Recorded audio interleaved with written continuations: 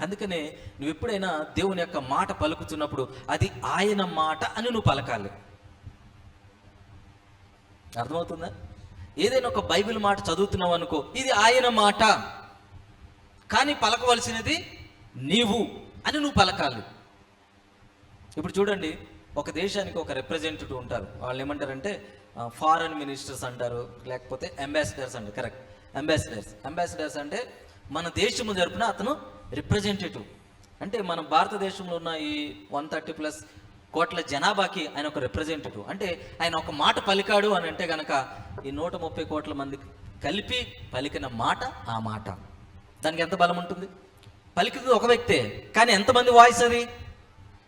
దేశం యొక్క వాయిస్. అలాగా బైబిల్లో ఉన్న ఒక మాట నువ్వు ఎప్పుడైతే పలుకవో, హల్లెలూయా, అది దేవుని యొక్క మాట. కానీ పలకవలసింది ఎవరో తెలుసా? నీవే. ఆ మాట పలకాలంటే నీకు ఫస్ట్గా ఏముండాలంటే దేవుని గురించిన అనుభవ జ్ఞానం ఉండాలి. ఏముండాలి? దేవుని గురించిన అనుభవ జ్ఞానం. అనుభవ జ్ఞానం అనండి, అనుభవ జ్ఞానం చాలా ఇంపార్టెంట్, చాలా ప్రాముఖ్యమైనది. చాలామందికి ఈరోజు దేవుని వాక్యాన్ని పలుకుతారు, కానీ దాంట్లో అనుభవ జ్ఞానం ఉండదు, దాంట్లో జ్ఞానం ఉండదు. ఈరోజు మన జీవితాల్లో కొన్ని వాగ్దానాలు పనిచేయట్లేదంటే కారణం ఏంటంటే మనం పలుకుతున్నాము కానీ నామకార్థంగా దానిని పలుకుతున్నాం.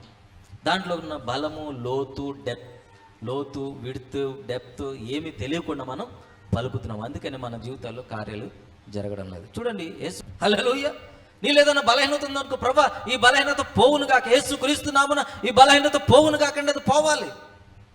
దరిద్రం పోవాలి, యేసు క్రీస్తునామమున నా జీవితంలో ఉన్న దరిద్రం పోవాలంటే పోవాలి. యేసు క్రీస్తునామమున నా జీవితంలో ఉన్న అవమానం పోవాలంటే పోవాలి. కానీ ఎందుకు పోవట్లేదు? అదే బలం, హల్లెలూయా, అదే శక్తి, వాక్యమునకు అదే శక్తి ఉన్నది. భూమి ఆకాశము గతించినా గతించదు. మరి ఎందుకు మన జీవితంలో జరగట్లేదు అంటే దాంట్లో ఉన్న వాక్య అనుభవం, వాక్య జ్ఞానం యొక్క అనుభవం లేకపోవటం బట్టి.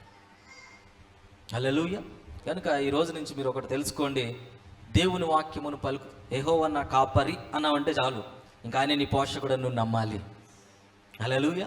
నన్ను పోషించు దేవుడు యేసయ్య అని నువ్వు అన్నావంటే నమ్మాలి.